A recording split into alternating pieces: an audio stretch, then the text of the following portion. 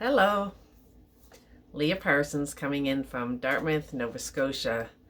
And today I want to talk a little bit about grief.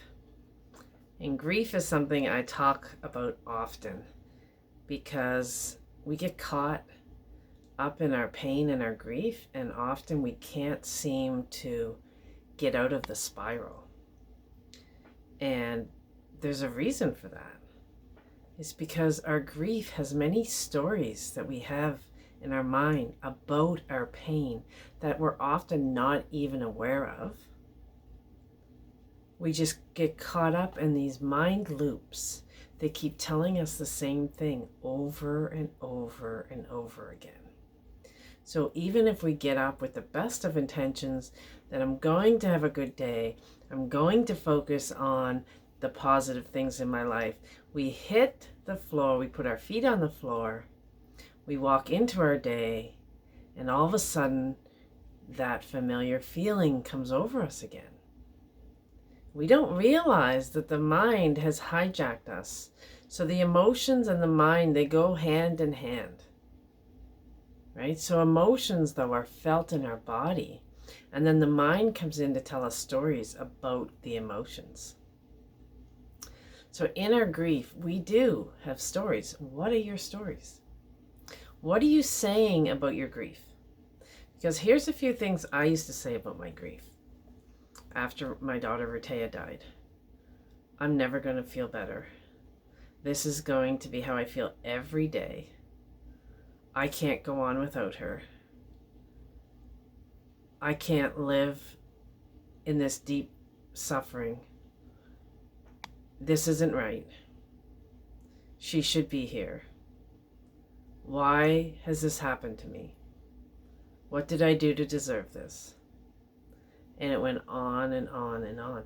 But a lot of times we're not even aware of that's where our thinking is, because we're so caught up in that spiral of grief and pain and the what ifs and the reminiscing about what used to be and how it should be and how this isn't fair.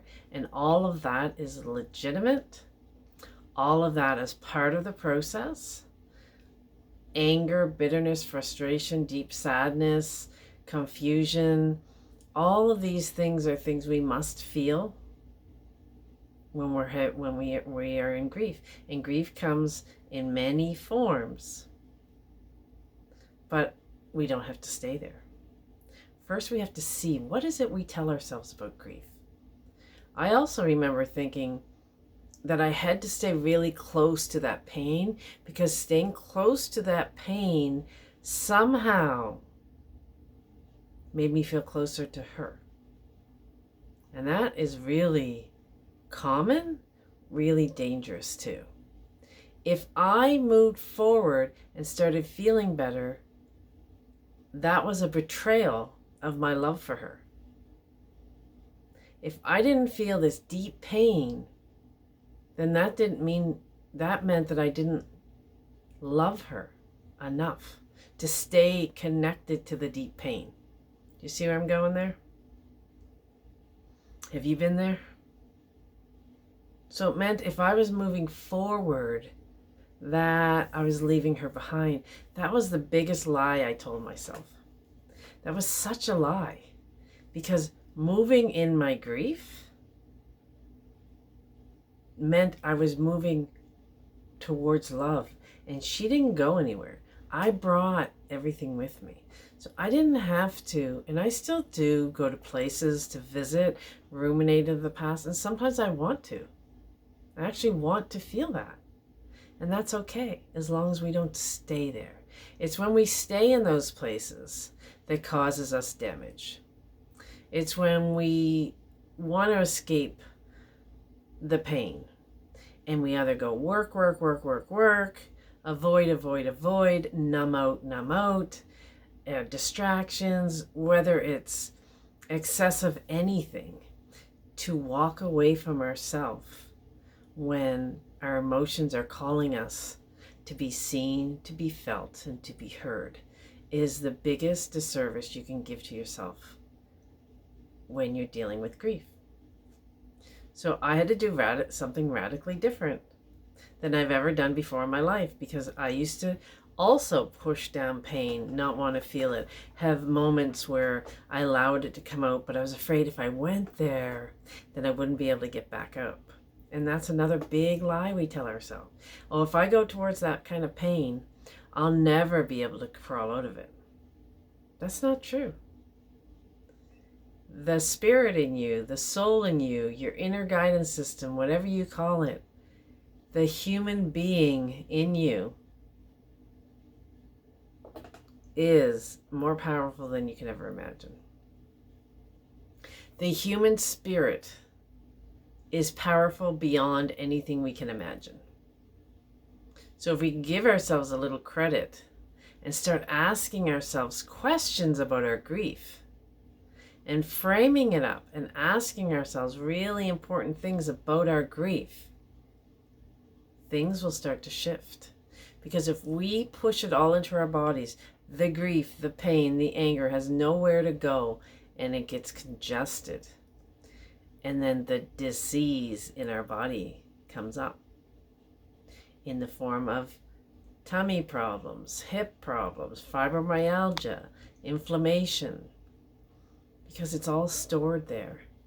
So once we learn how our nervous system reacts to things, and I'll do other videos on PTSD, complex PTSD, just because my own excavation, my own kind of journey of getting curious and what's going on for you right now, Leah, and asking these questions so that I wasn't blindly going down into these spirals.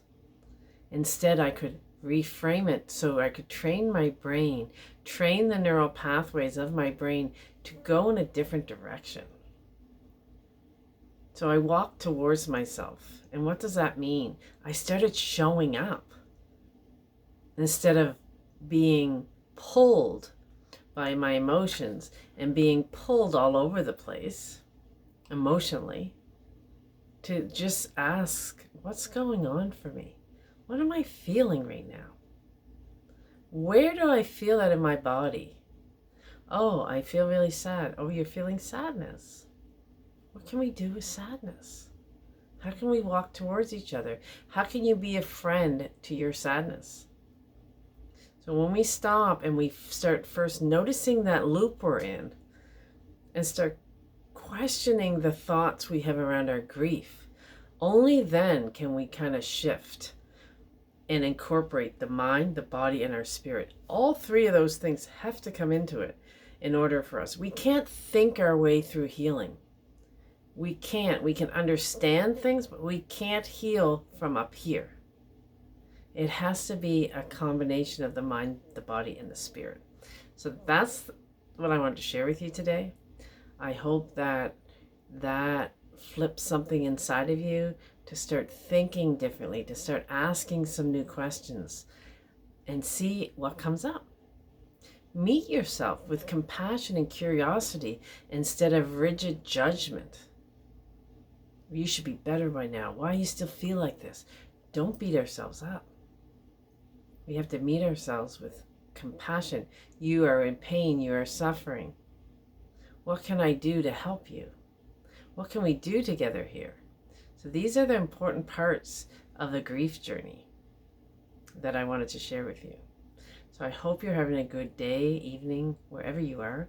But if you're not, and you have some pain and suffering in there that's coming to the surface just as we're talking about it, know that these are invitations. Know that these are gifts asking to be seen, to be heard, and to be felt. Until next time, have a great night, day, or evening.